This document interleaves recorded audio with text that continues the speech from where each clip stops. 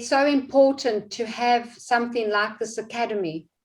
Sangat penting untuk memiliki sesuatu seperti akademi ini. Because years ago when I was in my 20s, Karena beberapa tahun yang lalu di saat saya berusia 20-an, I thought only pastors could lead people to the Lord. saya berpikir mungkin hanya pendeta-pendeta saja yang bisa menuntun orang kepada Yesus, kepada Tuhan. So this gives you tools on how to go forward. Jadi ini memberikan suatu perlengkapan untuk orang-orang bisa bergerak maju. Puji Tuhan. Praise God. Yes, praise God. And terima kasih, Vincent. Thank you, Vincent. I'm going to start with John 4. And before I ask Freddie to read,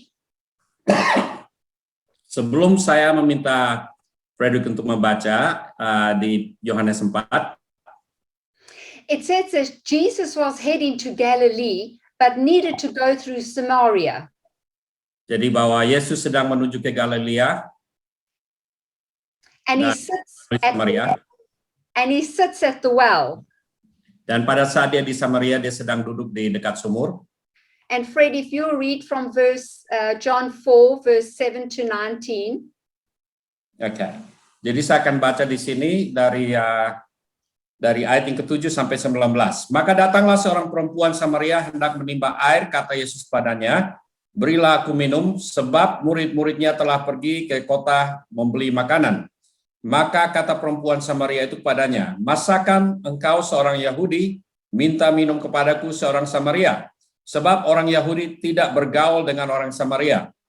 Jawab Yesus kepadanya, jikalau engkau tahu tentang karunia Allah dan siapakah dia yang berkata kepadamu berilah aku minum, niscaya engkau telah meminta kepadanya dan ia telah memberikan kepadamu air hidup. Kata perempuan itu kepadanya, Tuhan, engkau tidak punya timba dan sumur ini amat dalam, dari manakah engkau memperoleh air hidup itu? Adakah engkau lebih besar daripada bapa kami Yakub yang memberikan sumur ini kepada kami dan yang telah minum sendiri dari dalamnya, ia serta anak-anaknya dan ternaknya? Jawab Yesus kepadanya, barang siapa minum air ini, ia akan haus lagi, tetapi barang siapa minum air yang akan kuberikan kepadanya, ia tidak akan haus untuk selama-lamanya. Sebaliknya, air yang akan kuberikan kepadanya akan menjadi mata air di dalam dirinya yang terus-menerus memancar sampai kepada hidup yang kekal.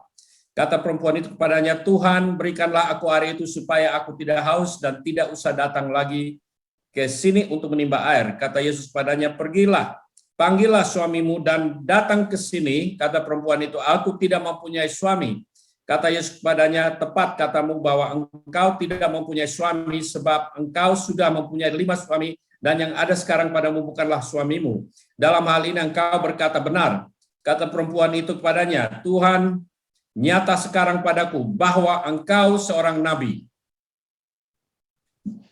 So this woman who told Jesus that she had no husband was telling the truth. Jadi pada saat wanita ini mengatakan bahwa dia tidak memiliki suami, dia mengatakan kebenaran. Because she had been divorced 5 times. Karena dia telah bercerai 5 kali. And was now living with her boyfriend. Dan sekarang sedang tinggal dengan pacarnya. So it makes sense that she would draw water at midday. Jadi masuk akal kalau dia pergi siang-siang untuk mengambil air. To avoid the women of the city. Untuk menghindarkan diri dari wanita-wanita di dalam kota itu. Because of the shame she is carrying. Karena perasaan malu yang selalu ada di dalam dirinya. Yet Jesus isn't surprised by the sin. Tapi Yesus tidak kaget, terperanjat dengan dosa-dosanya. And Jesus sends her into the city to say, go and tell all the people. Jadi Yesus mengutus dia ke dalam kota itu untuk memberitakan kepada orang-orang, semua orang. And in verse 39 it reads that all the men, the Samaritans, came out because they believed her testimony. Jadi di dalam ayat ke-29 disebutkan orang-orang di Samaria itu mereka datang setelah mereka mendengarkan kesaksian dari wanita ini. She was the first woman evangelist. Dia seorang wanita pertama penginjil. Jesus spoke one line and the woman in sin was convicted. Jadi Yesus cuma mengatakan sebuah kalimat dan wanita yang berada dalam dosa ini, kehidupan dosa ini, dia merasa tertegur. It doesn't matter what your past looks like. Tidak peduli apakah masa lalu saudara bagaimana kelihatannya. How messy it was. Entah seberapa kacau balaunya masa lalu saudara. And maybe you still in sin. Dan mungkin saudara masih berada dalam dosa. But Jesus has a promise over your life. Tapi Yesus memiliki janji terhadap hidup saudara. If you choose to align with the Savior and repent of your sin, jika saudara mau memberikan diri saudara sejalan dengan juru selamat dan mau bertobat dari dosa-dosa saudara, you have been called to do great things for the kingdom of God. Saudara telah dipanggil untuk melakukan perkara-perkara besar bagi kerajaan surga. Tonight, as you are graduating from Harvest Academy, pada malam hari ini, pada saat saudara menyelesaikan pembelajaran saudara di Harvest Academy, you now have the great commission to fulfill as a Christian. Saudara sekarang memiliki amanat agung untuk dipenuhi sebagai seorang Kristen. Go into all the world and witness for Jesus Christ. Pergilah ke seluruh dunia dan bersaksi bagi Yesus Kristus. You have heaven to gain and hell to avoid. Saudara memiliki surga yang akan merupakan tujuan akhir saudara dan neraka adalah sesuatu yang perlu dihindari dari kehidupan saudara. Go and tell this to the people. Pergilah dan sampaikanlah kepada semua orang. That they have heaven to gain and hell to avoid. Bahwa mereka memiliki surga untuk menjadi warisan mereka dan neraka adalah sebuah tempat yang harus dihindari.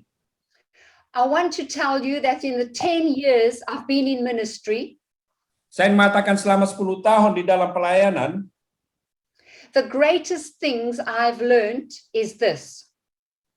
Hal yang terbesar yang saya pelajari adalah ini. To love more.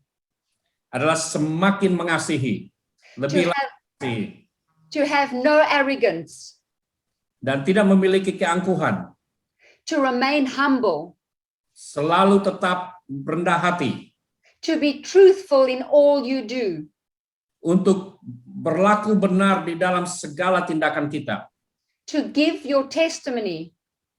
Untuk memberikan kesaksian saudara. The woman at the well gave her testimony. Wanita di Samaria itu dia memberitakan kesaksiannya. To be teachable and accountable. Untuk bisa menjadi seorang yang mau belajar dan bertanggung jawab. To someone that knows the word of God more than you. Untuk memberikan diri tunduk kepada yang lebih memiliki kebenaran firman itu. I have a spiritual mentor who's an older Singaporean woman. Saya memiliki seorang mentor, adalah seorang wanita yang lebih berusia dari saya, seorang Singapura. And when I do something or say something wrong, she phones me to correct me very quickly. Jika saya melakukan atau mengatakan sesuatu yang salah, dia langsung menelpon saya, segera mungkin dia menelpon saya dan menegur saya atau menyampaikan membenarkan. Do I like this? No. Maksudnya mengkoreksi saya. Apakah saya suka akan hal ini? Tidak. But do I need correction if I'm wrong? Tapi apakah saya membutuhkan koreksi pada saat saya salah? Absolutely yes. Yang jelas mutlak benar. If you do, sorry Fred, if you do not have a teachable spirit, jika saudara tidak memiliki roh yang mau belajar, you are on dangerous ground. Saudara berada pada tempat yang berbahaya, keadaan berbahaya. Satan has an open door to you. Dan iblis bisa memiliki pintu yang terbuka terhadap hidup saudara. Never think you know enough. Jangan pernah berpikir kita sudah cukup tahu. Read the Bible, learn and grow in knowledge. Belajar Alkitab dan terus bertumbuh di dalam pengertian. God teaches us the gospel through his word. Tuhan mengajarkan Injil kepada kita melalui firman-Nya. Apostle Paul described his evangelistic ministry as a teaching ministry. Rasul Paulus menggambarkan pelayanan penginjilannya sebagai sebuah pelayanan pengajaran. You need to move people from darkness into light, Ya, saudara perlu memindahkan orang dari gelap kepada terang. because their souls are at stake. Karena jiwa mereka adalah taruhannya. You know what it means to truly convert to Christ. Saudara tahu apa itu? Artinya untuk kita bertobat dan menyerahkan hidup kepada Kristus. It's putting your complete faith and trust in Jesus. Yaitu saudara menaruh seluruh kepercayaan saudara, keyakinan saudara kepada Yesus, bersandar kepada Dia. Evangelism is not a competition. Penginjilan bukanlah sebuah kompetisi. Rather have the mindset Kita harus memiliki sebuah pola pikir that we're helping our non-believers bahwa kita sedang menolong orang-orang yang belum percaya understand the gospel, untuk mengerti Injil, understand the only hope they have is in Jesus Christ, untuk mengerti bahwa satu-satunya harapan hanya ada dalam Yesus Kristus, and the eternal life we promised dan bahwa apa yang dijanjikan adalah kehidupan yang kekal, rather than who has led the most people to Jesus. daripada kita memikirkan siapa yang membawa paling banyak orang kepada Kristus. A healthy church with a culture of evangelism is the key to great evangelism. Suatu gereja yang memiliki budaya untuk penginjilan adalah sebuah kunci bagi penginjilan. When we are unified, Pada saat kita bersatu, we show the world that Jesus is the King of Kings and we are his children. kita sedang menunjukkan kepada dunia bahwa Yesus adalah Raja di atas segala raja dan kita adalah anak-anaknya. Love confirms everything. Bahwa kasih itu akan memeteraikan segala sesuatu. And the words I want to leave you with as you graduate tonight is this. Apa yang ingin saya bagikan bagi saudara untuk wisuda pada malam hari ini adalah seperti ini. Never force people to the Lord. Jangan pernah memaksakan orang kepada Tuhan. It will make you feel good. Itu akan membuat saudara merasa lebih baik. But if they only say it with their mouths and not their hearts, it's not real. Tapi kalau mereka hanya mengucapkan dengan bibir tapi tidak dengan hati, bahwa itu bukan sesuatu yang nyata. I know of people who have been praying for wives and children for years and nothing's happened. Saya tahu ada orang-orang yang berdoa bagi mungkin istri misalnya sama anak-anaknya sudah bertahun-tahun, tapi belum ada sesuatu yang terjadi. But sometimes you are called to only plant the seed. Tapi kadang-kadang bagian kita adalah menabur benih. And then later in life, they'll make the decision to follow Jesus. Dan di suatu hari kelak mereka membuat keputusan untuk mengikuti Yesus. The world is in a dark place. Dunia sedang berada dalam keadaan gelap. People are suffering with depression. Banyak orang sedang menderita depresi. Suicide is growing every day. Tingkat bunuh diri semakin melonjak setiap hari. People are empty inside. Orang-orang mengalami rasa hampa di dalam diri mereka. To be empty inside is to be without the joy of the Lord. Kalau kosong di dalam berarti tanpa memiliki sukacita dari Tuhan.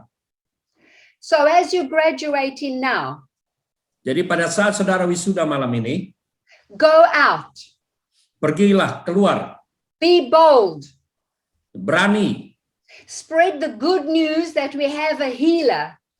berbagi kabar baik bahwa kita memiliki sang penyembuh, A deliverer, sebuah pribadi yang bisa membebaskan, one who is faithful and true. dan bahwa kita melakukannya dengan kesetiaan dan melakukannya di dalam kebenaran. The Good Shepherd, Bahwa dia yang adalah Gembala Agung, the Gembala- the great high priest, Imam Agung, the indescribable gift for us. dia memiliki karunia-karunia yang tidak terlukiskan bagi kita. The Lamb of God, the light of the world. Anak domba Allah dan terang dunia. The one who sets free. Dia yang membebaskan. Our hope, our Redeemer. Harapan kita dan yang membebaskan kita, pembebas kita. The risen Lord and the King of Kings. Tuhan yang telah bangkit dan raja di atas segala raja. And his name is Jesus. Dan namanya adalah Yesus. Amen. Amin.